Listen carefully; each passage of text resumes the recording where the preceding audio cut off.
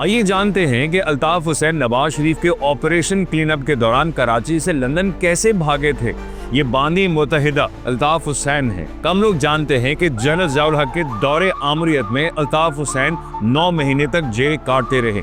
उन्हें 5 कोड़ों की सजा भी मिली थी। कराची में बढ़ते लसानी फसादात की रोक के लिए नवाज शरीफ ने ऑपरेशन क्लीनअप की मंजूरी दी, जिसे ऑपरेशन ब्लू फॉक्स भी कहा जाता है।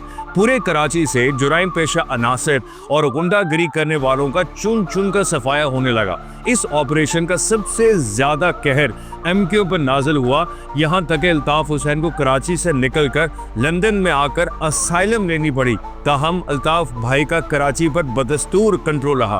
अब उनका टेलीफोन खौफ की अलामत बना। जनरल राहिल शरीफ के दौर में होने वाले ऑपरेशन ने अल्ताफ की कमर तोड़ दी और फिर 22 अगस्त 2016 की तकरीर के बाद उन्हें कौम एक विलन के रूप में देखने लगी। आपको ये जानकर शायद हंसी आए कि जलाओ घेराओ बुरी और दहशत का परसेप्शन रखने वाले अल्ताफ हुसैन की किताब का नाम फिलॉसफी ऑफ लव है।